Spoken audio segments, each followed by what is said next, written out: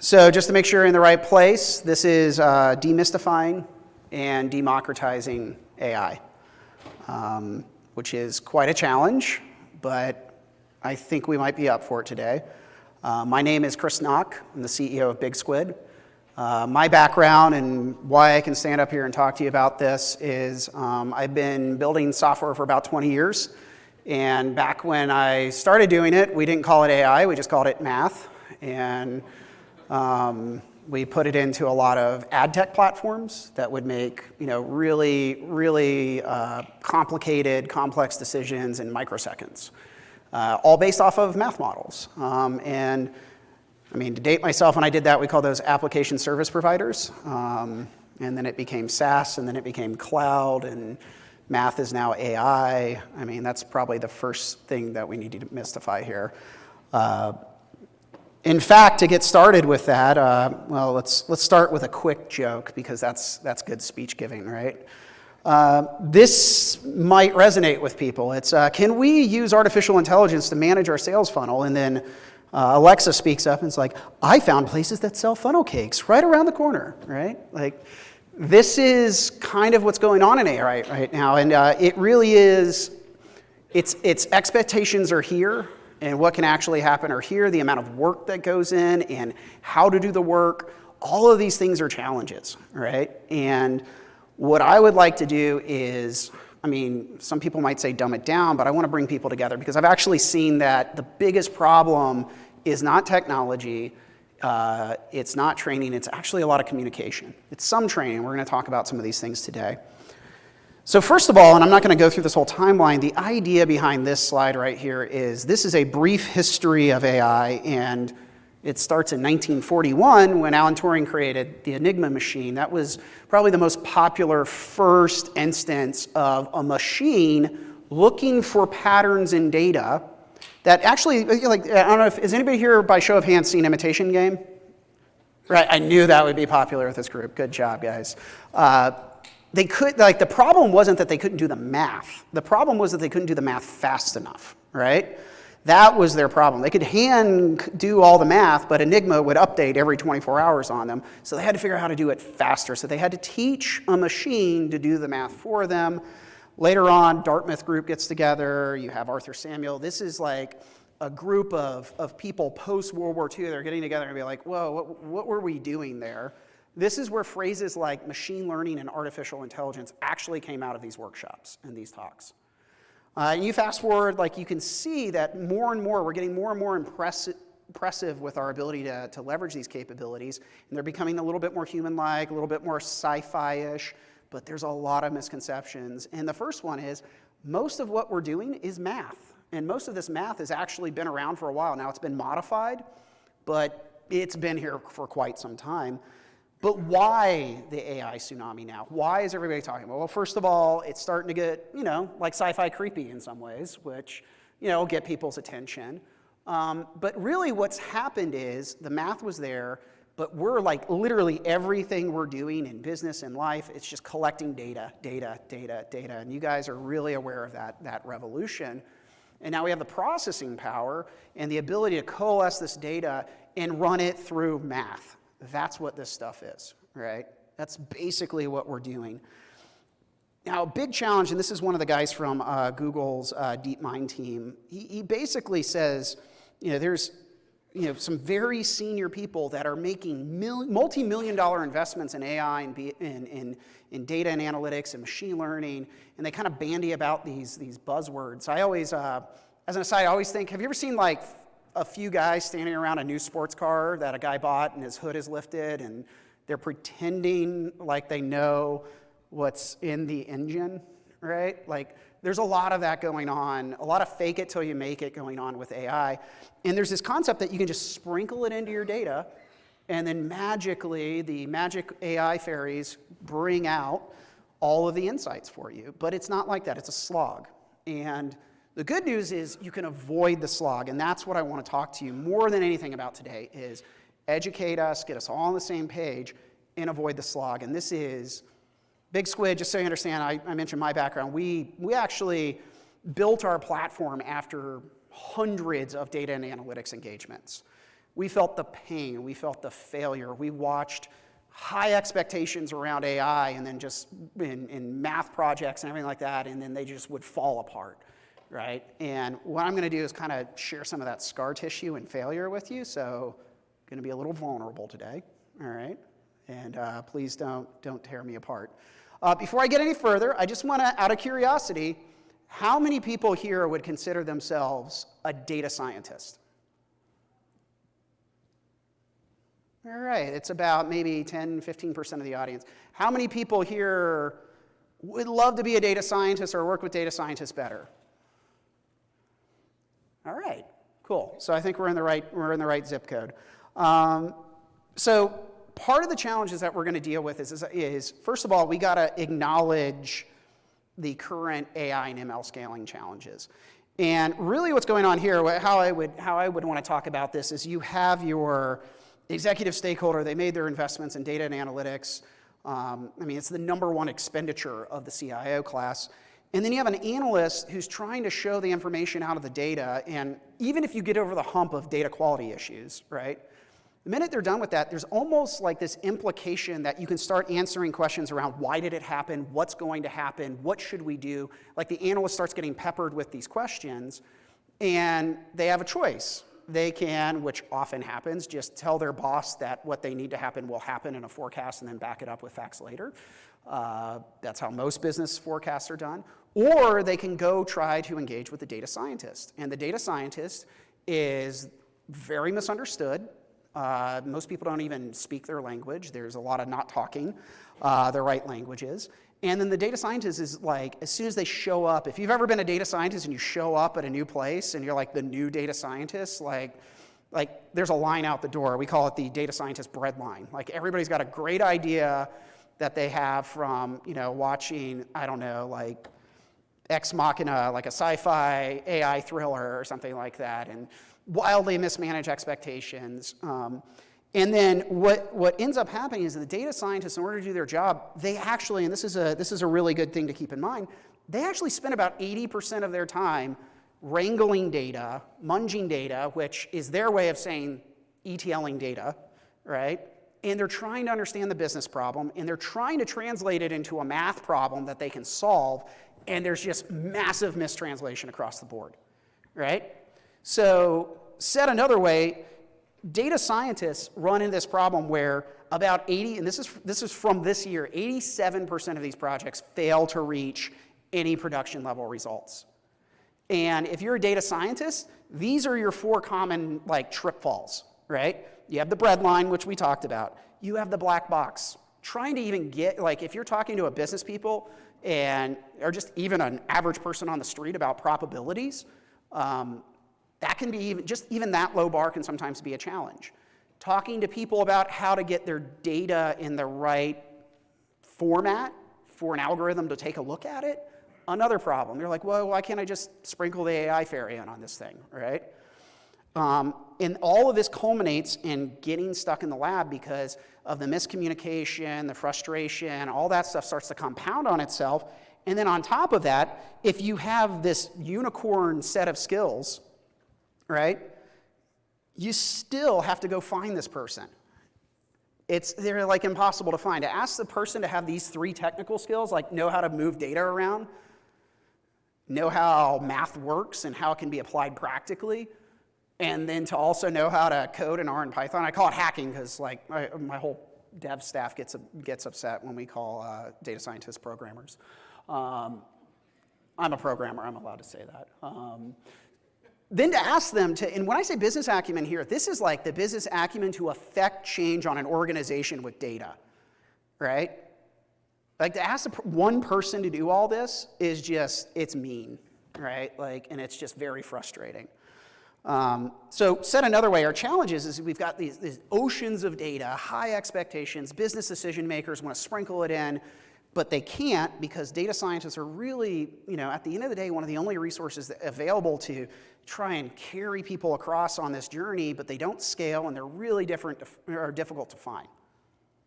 So what do we do? I want to educate you on what do you want if you're trying to make business decisions out of your data that's forward-looking, that is empirically analyzing and telling you what are the correlations through all the data and all that sort of stuff.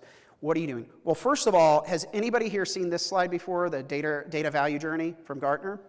Right? Easier said than done. You know, the difficulty factor keeps going up.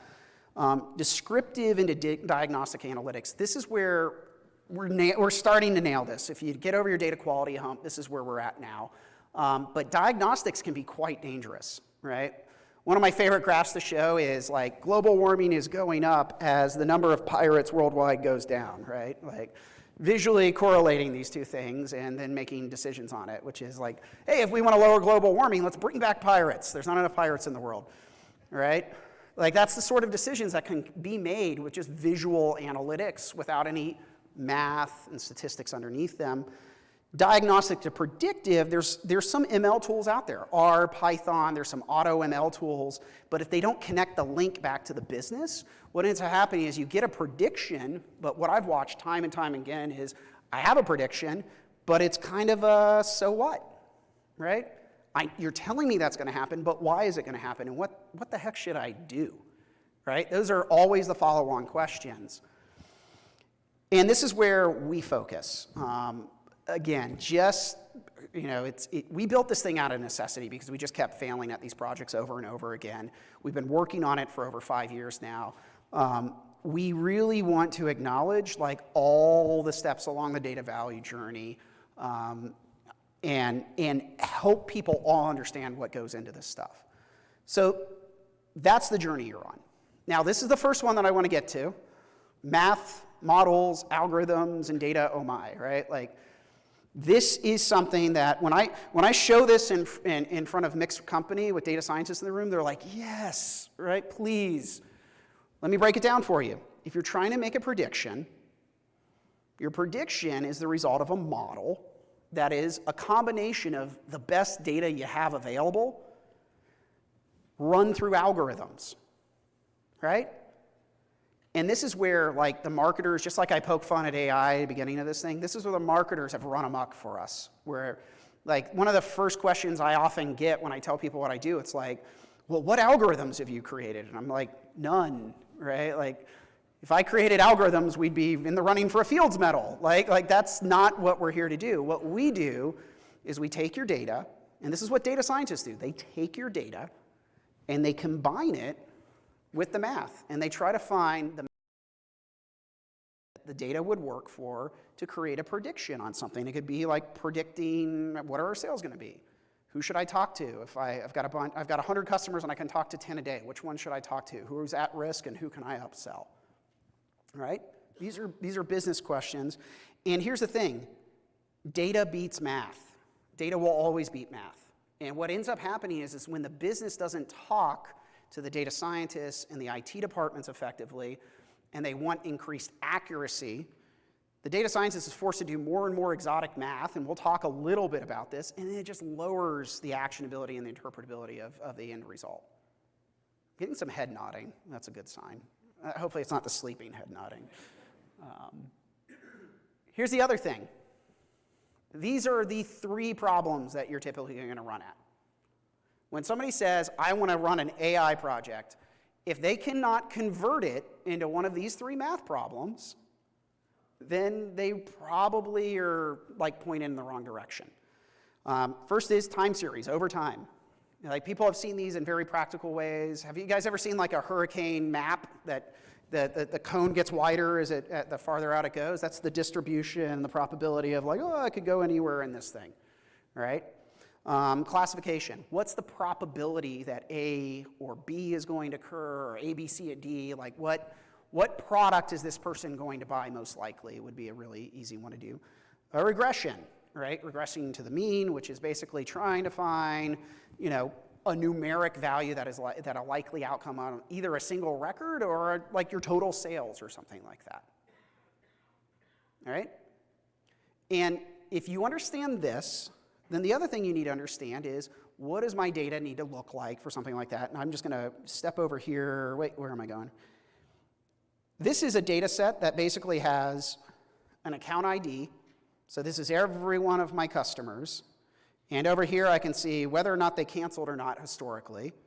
And then every one of these columns right here is probably from like a CRM system, a finance system. Oh, sorry. I got to get out of presenter mode.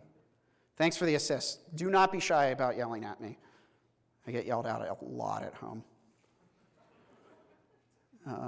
Let's see here. Okay, this is where I was starting with. So this is a data set where you have the account ID. And historically, I know whether or not people canceled. And every single one of these is probably like a field in a CRM or finance system. Right? Of you that are not a data scientist, how many of you think you can get data to look like this? It's not a big lift, right? So I need to teach you that this is what data needs to look like if you're going to run at a classification problem. Classification problem meaning what's the probability that somebody's yes going to stay or no going to leave, right? You guys following me with this? Cool. All right. The other thing is the importance of accuracy. This is a major hang-up, and unfortunately, a lot of data scientists will get caught up on accuracy. Has anybody here ever heard of Kaggle? Kaggle, right? Yeah. It is a pissing contest of accuracy. It is a wasteland of actual outcomes, right? That's what it is. And if you're trying to do a self-driving car, yes, I want high levels of accuracy. I don't want to get hit by a robot, right? Like, cool, don't hit me. But if I'm trying to just get slightly better than a flip of a coin on a business decision, or if I'm trying to augment my decision making, like, and here's the thing, for decades, we've observed data scientists. It's the weather woman, right? Has anybody ever seen the weather woman up on front of the green screen, and she says, my models are telling me that there's a 75% chance of rain, and she's not talking about like showroom models like walking around. It's her data models are telling her that there's a 75% chance of rain, and then she follows on, but I don't believe them, and I'm going to say that it's not going to rain. How can she do that? Because she's not automating it. She's actually interpreting the results. She's actually got a model in her head, right? Our brains actually work kind of like a neural net. They're not easy to interpret. That's why there's a lot of gut decisions. But they're taking in a lot of information that can't get structured and put into a data model, right? This is augmented analytics. This is, I would argue, where everybody should be aimed, unless you're trying to build a self-driving car. And on top of that, sometimes you can get a bad data model, and you can even learn from that. You can say, hey, look, go forecast whether or not a customer is going to leave, right? Or forecast whether or not this person is going to buy. If the accuracy of your model is really low, you know what that's telling you? Remember data beats math? It means your data is awful, right? You're looking at the wrong data or you have data quality issues. I'm going to go back into presenter mode so you guys can stop reading my notes. Unless you guys want to read my notes. All right, the next thing is interpretability. Interpretability means, can I look at the model and understand what it's telling me? This right here, we call it driver influence because data scientists call it feature importance of the model, which is really intimidating and hard to understand, just even those phrases, right? When somebody tells me features, I'm like, am I buying a car? Right? But really, all these are the data points, those columns. These are the columns. Each one of these is a column from that data set that I showed you, ranked on its influence to the outcome of a customer leaving. Right? So what is it telling me? It's telling me that the subscription type that they have is the most influential thing on whether or not a customer will leave. And I'm going to get into an example of this in a little bit. The thing to keep in mind, I mentioned this before, like if you want to get into deep learning, and trust me, like I geek out on stuff like deep learning, no interpretability. You do not get any type of result about this. It's basically the machine is making decisions and you have to trust it on faith, right? If you want to increase the accuracy, there's also something called feature engineering where you'll like take the ratio of two of these metrics or take the log of one of them, and then you take it to a business person and be like, well, we have to optimize to the log of subscriptions, right? Which you wouldn't do that, but that's how confusing it can come off, right? So interpretability is very important if you're trying to, again, with business acumen, drive business changes. And it also enables action. This is from our product, and this, I hope this doesn't come off as pitchy, but what it actually enables you to do is you can do some what-if analysis. And I've worked with other data scientists, and we've built these things without a product, where you're saying, well, what if we redistributed, remember we talked about subscription plan? What if we redistributed the amount of subscriptions from subscription A to subscription B? What would happen, right? This is where you start to get into prescriptive analytics, right? Do you know how hard it would be to do prescriptive analytics with no interpretability? Really, really, really hard, right? Other than drive in that direction, don't hit that pedestrian. So those are some base level things. I hope everybody's still following me. I had to learn these things over many years, and I can't imagine trying to learn it right now in a 4 o'clock in Las Vegas after going on a bender last night. I didn't do that. I'm just assuming somebody in here did that. So machine learning is success. I talked about this. Let's analyze just very briefly the team, the process, and the technology. So as we see it, the AI-powered organization needs to acknowledge 3 very important layers on the left-hand side. They're really good. Data scientists and AI projects are really good at acknowledging the research layer. Where's my data? What tool am I using? What BI tool am I going to be analyzing this stuff with? But the analyst, who's the analytics layer, the analysis layer, and then the decision layer, these things are often left out until the last minute. It's kind of like pitch it over the wall, and I'm going to bring you something, and here, this is the R squared of this outcome. And they're like, okay, well, I just wasted $150,000, and then they're frustrated and they walk away, right? We're trying to avoid that. We're trying to get people to come together. So what does the team look like? I hope everybody here fits into one of these 3 buckets. So if you're the business decision executive, and you're data-driven, if you're here, you're probably at least a type 1, as I call it. That means you at least look at data retroactively, try to do some correlations, and figure out what should I do with my business, right? But a type 2 is an AI-empowered one, understands these concepts, so they have realistic expectations, and they're trying to make proactive decisions. And they realize they're placing bets, probabilistic bets, as they do this stuff. They're trying to make slightly more and more and more informed decisions and iterate on the accuracy of the models and their understanding of the data, right? Analysts or a product lead, if you're trying to build AI into a product. A type 1 analyst is somebody who's been, just building reports and saying, this is what happened. And they ask why, and they're like, I don't know. Right? Like, that's the worst type of type 1. The better type 1 would actually try and analyze and do some stuff. But the type 2 is what's called a citizen data scientist. This is somebody, and we'll talk about this in a moment, it's somebody that can actually speak the languages of math that the data scientist does, can translate it for business, and also knows how to ETL a data set for the right math problem. Right?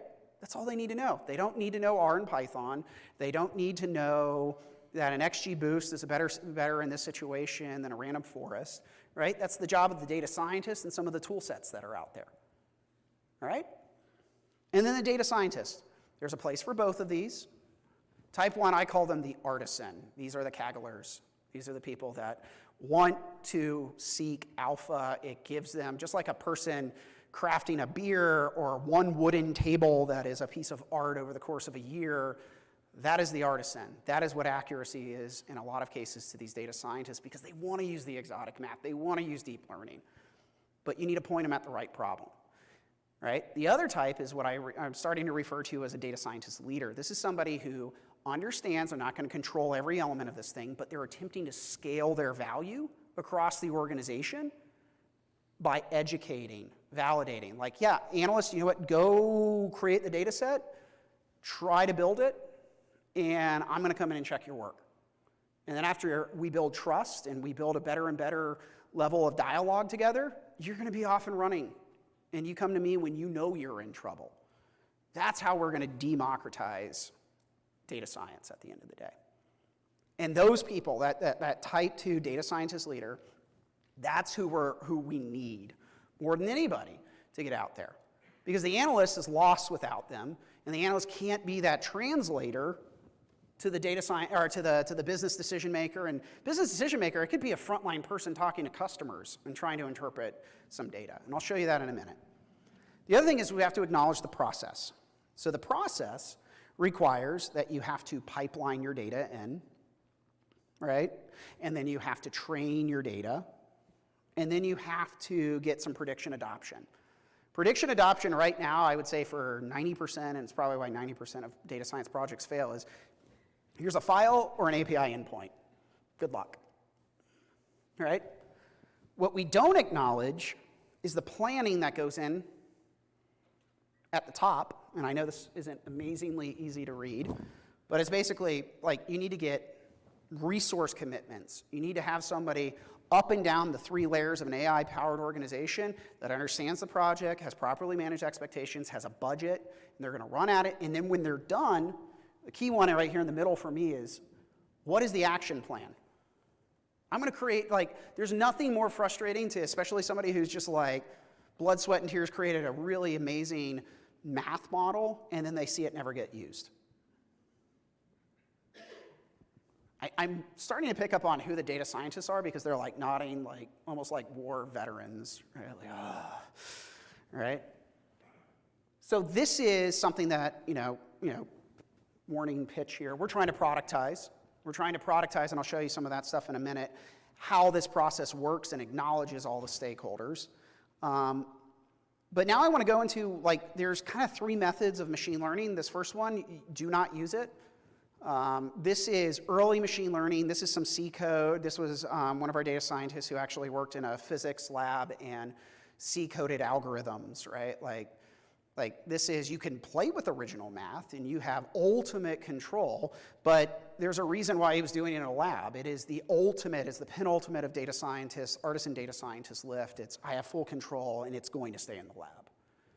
I doubt anybody here is going to do this. If you do, like, amazing, like I'm in, intellectual awe of you. The second one, though, and this is the most common right now, is to use the packages that have made it so that you have libraries so you don't have to hard code and recode all these things. This is what R and Python up at the top, and then packets like Caret and stuff like that. But while you get better control, when I say you have pretty good at control and you have some higher accuracy, you can iterate, it's not portable is another problem because one person's code is another person's Greek, even between programmers. It's not scalable because you're hand coding everything. And it's still likely to get stuck in the lab. Now, if I'm trying to reduce fraud, or I'm like, we all traveled here, if I'm trying to prevent like the airplane from failing and falling out of the sky or something like that, like I want a data scientist doing that in R and Python.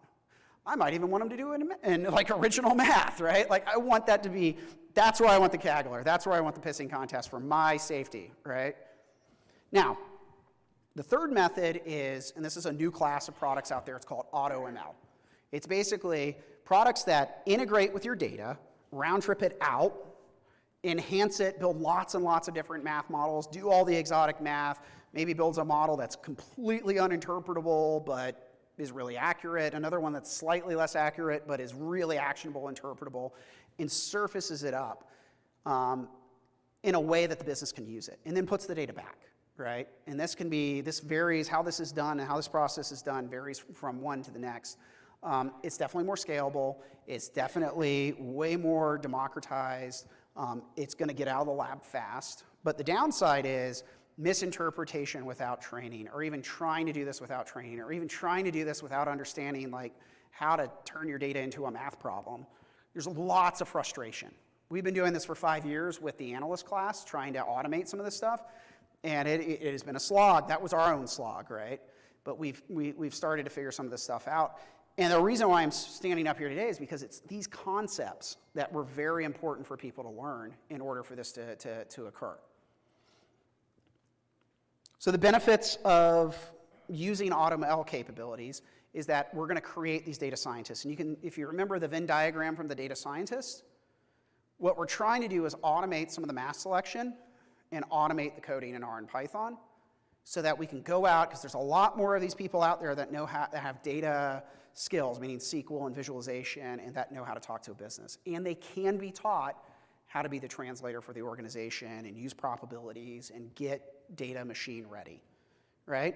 In fact, by next year, 30% of the data scientist tasks will be automated, right? And this is a good thing, because the more of this stuff gets automated, the more they get out of the lab and they start talking to people, and these data scientist leaders out there that are battle tested can start really impacting what's going to happen when these things make it out of the lab and out into the wild. But the new workflow, I would argue, and there's a reason we're at the Tableau conference, is the analyst is going to shift to be the center of attention in this, right? Project by project. They are the translator, they are the person. Just like when you guys are using Tableau, like almost every person I talk to at Tableau is very adept at talking to a data engineer, knows how to talk to the IT department, but also knows how to talk to the business. But this frees up the data scientist to move into this hub and spoke model, where one data scientist can be supporting half a dozen analysts, training them over time, and is suddenly influencing, one data scientist can influence 25, 30, 40 models, rather than like curating just that one model that nobody ever uses. I mean, I've seen this happen time and time again. I was like, way back in the day, I was part of like the big web analytics revolution, right? And it used to live with IT, now it lives with marketing. We saw this back when I was a developer, where I actually started when there were no WYSIWYGs for HTML, right? Like you actually had to hand code HTML. And I was like, everybody thought I was a ninja, right? Like I had my black belt and I was doing programming. It wasn't really programming because HTML wasn't really programming. But, you know, like it was really cool. And then I kind of got intimidated by like, you know, stuff that at this point is WordPress. But did the webmasters go away? No, right? They got into more of the creative side, and what's the point of the website? And they scaled up within their value of the organization. The other benefits, and this is where I'm going to spend the last 15 minutes before QA, is if it's the right solution, you can actually quickly leverage your existing analytics architecture, right? The good news is, and this is like, hopefully I get more head nodding for my suspected data scientist, is a lot of the work that goes into building and coalescing your data in a data warehouse and then ETLing it in the right way for visualization, a lot of times you're like 40 to even 80% of the way there on that big lift that the data scientist would rather not do, right? So I'm going to walk through a deployment. This is an example from a customer. I had to white label it because I didn't, exactly get and change up some of the data because I'm not in the habit of showing customers actual dashboards in this situation. But credential-based, Tableau integration, Snowflake integration in this instance, for taking something from a which of my customers canceled and I'm trying to interpret why without math, to building some math models and making it actionable down to the customer level. Sound like a plan? Cool.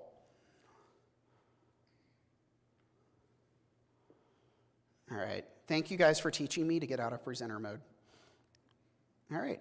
So I'm going to start here. So this is Calico. This is basically a SaaS-based company that's dealing with some challenges around customer cancellation, right? And subscription basis. So right here I can see these are all of my customers that canceled. I can see all kinds of information about them. I've been analyzing, and you know what? You can see down here that my analysis is starting to point me in the direction of what type of subscription they were on. I can see the distribution down here. Like when they're on red plan, the likelihood that they canceled and the percent of customers that were on the red plan canceled, like this is really good information. Oh, it's just reloading on me, I think. Oh, I switched dashboards. That's what happened. So what that's telling me is like, okay, this is likely what's going on, but now I'm going to go confirm it. I'm going to try and confirm it empirically. So with Kraken, what you can do, and this is our product, this is Big Squid's product, Big Squid, a Kraken is a bigger Big Squid, right? I don't have to explain that to you guys, it's cool. Basically, I can either do a file upload, I have an integration right here with Tableau, and you can see here it's, if I wanted to add a new one, it's just credentials based. I can do it with Snowflake. There's a myriad of different tools that we can use. I maybe I should like pixelate the competitors to Tableau at a Tableau conference.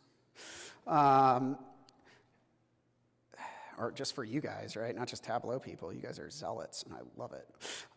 So what I can do here is I can actually start to build out a new project, right? And my project, and this is really important. Remember we showed like the pipelining, model building process in green, and then we had the pink around it, right? Like I want context for what the heck I'm trying to do.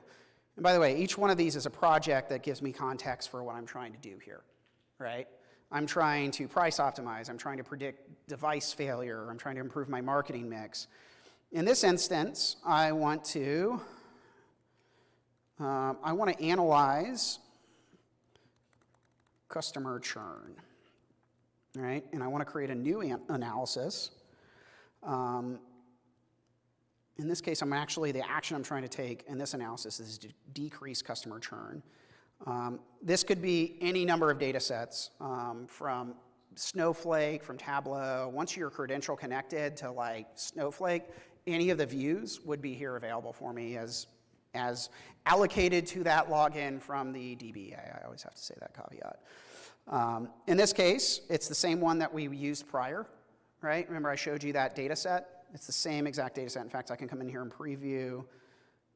Yep, this is the one. It's even got some statistical information with min-max. This is the one that I want.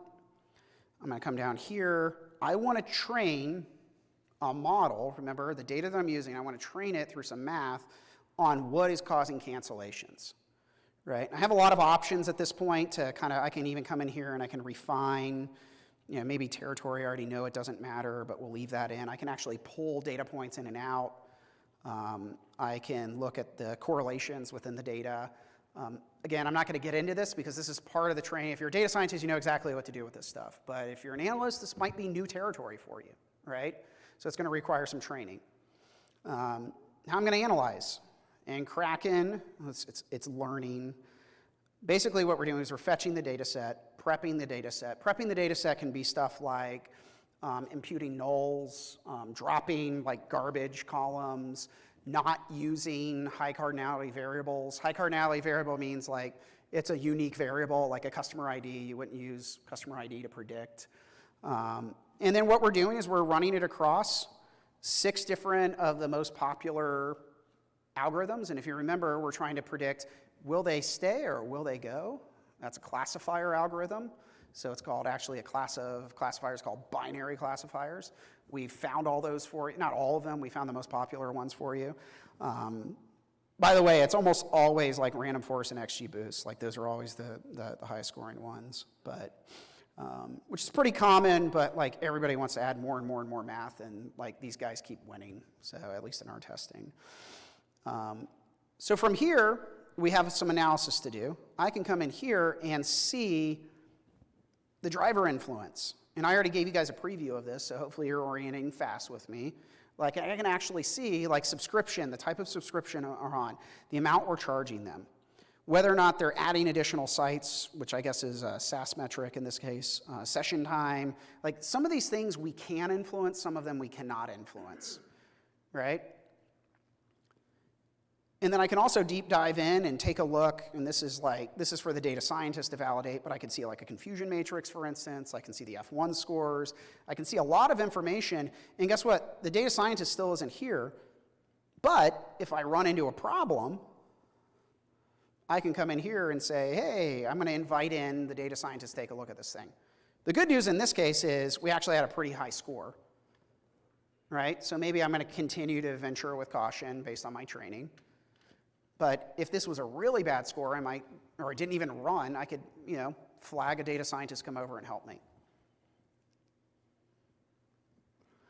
So the other thing I can do is I can look at the fit analysis. One of the things I forgot to mention, we didn't just run 6 models. We did a 5x cross-validation for each math approach. We also can, at the discretion of the data scientist, hyperparameterize all of those as well and build dozens and dozens of models for each math approach, but we don't do that all the time. If you get an 82% score, go, right? Don't increase the usage of the product. I mean, I'll charge you for it, but I'd advise you against doing it unnecessarily. So choosing the data set. So now the other thing I'm able to do is choose a data set to apply it back to. And my data set's not there. Awesome. Let me go to live demos are so much fun, folks. Here's an example of one that I've already connected. All right, so basically what I was doing here is I was going to connect it back to Tableau, and it would put it back as a hyperfile inside of Tableau for you guys. So I missed a magic trick for you, which is unforgivable at Vegas. But what you get out of this is now I can actually, based on that model that I deployed, I can see that we're predicting about 12% of our customers are going to cancel. And when I put that data set back, I'm doing it at the row level and actually telling you which customers are most likely to cancel and what's the probability that they would cancel, right? So what else could I do? So when that goes back, and I gave you guys a little sneak preview of this, I can build a new visualization in Tableau. Instead of just knowing which customers cancel, in this case, I see my top customers and the percent likelihood that they're going to churn gets scored here. And you guys will probably remember this. This is the signal and the noise in the model. This is what influences positively and negatively the outcome and to what degree. And what we do is not only do that, we do row-level interpretability. So what the other part of the data that we put back is we use something called a Shapley value, where we're actually using relative game theory to predict on the row level what is actually impacting this person's cancellations. And when I click on the individual in this case, I can actually see not just that, plan and price and everything like that is causing pain. I can actually see here that it's definitely the plan that they're on. And when I go to call this person, the other thing I would point out is, where is it? Like the price that I'm charging, none of that stuff is really popping. It might be the opposite with another one, right? So this tells me, like if I'm a customer service person, call these people, talk to them about that. That's prescriptive analytics, right? And I can take it even a step further. This is what we call scenarios, where I could come in, let's say, so that's on an individual level, but what do I do at an aggregate level? At an aggregate level, I could come in here, let me reset these, and this is our current distribution and our current forecasted turnover, right? This is the current distribution of the data. What if, as a business plan, over the next quarter or two, we know that, remember we saw in the visualizations that red plan was like a dog and it was like driving cancellations? We now know empirically that subscription plan impacts it, but now let's test if we were to redistribute the percentage of red plans down lower and really increase the number of green plans, like change that distribution evenly, right? What would happen? And I run this scenario. And we can see right here, we're now reduce the customer churn down to 10%, right? And then I would label this, because I'm going to go talk to somebody about this eventually. Change plans, right? So I have that scenario. But I might go back to that business person and say, hey, if we can redistribute, and be like, that would take a year. We have to get our customer churn under control. Well, then that's where I would go, and I'd start a new scenario. And I'd say, okay, well, you're saying this is going to take time, and we can still make it one of our kind of midterm goals. But what else do we control? Do we control whether or not they renew? Well, we kind of do, but we can't like change that distribution. That's kind of what we're doing, whether or not they have renewed before. How much time they spend on the site, maybe we can influence that, but you can even see these are relative bars of score. This is going to be painful, but really the only thing I'm seeing that we have any control over is the subscription fee. So let's say, what if we could reduce the average fee by, I'll do it to $27.50, by 10%. What if we did a 10% discount? What would that do? Dropped it by a point, right? So we can do something there. I could save this as 5% discount, right?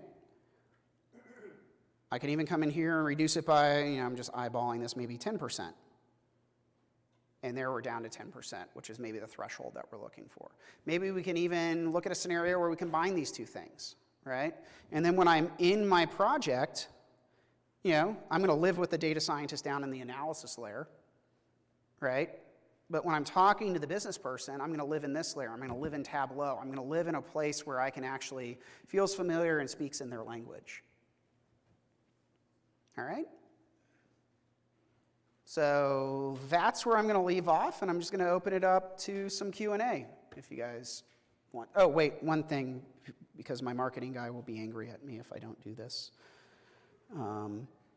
If you would like to continue the conversation, go to booth number 644, and we have a, right next to us, we have a private room where we can actually do a one-on-one AI consultation if you want to. We could bring up your Tableau dashboard.